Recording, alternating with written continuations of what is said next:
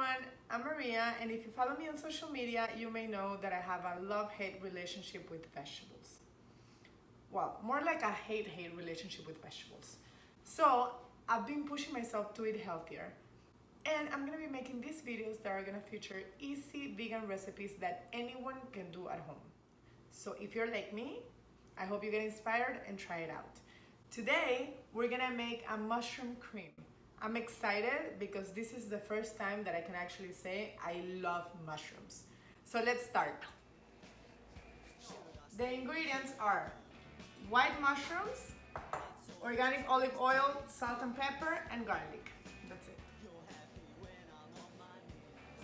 So, first thing, we're gonna put some oil, some olive oil, in the pan.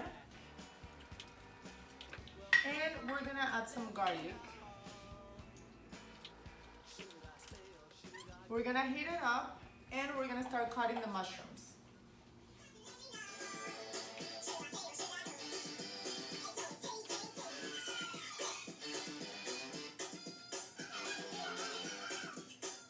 So I just finished cutting all the mushroom and we are heating up the oil and the garlic, and we're just gonna put all the mushroom inside. We're gonna put on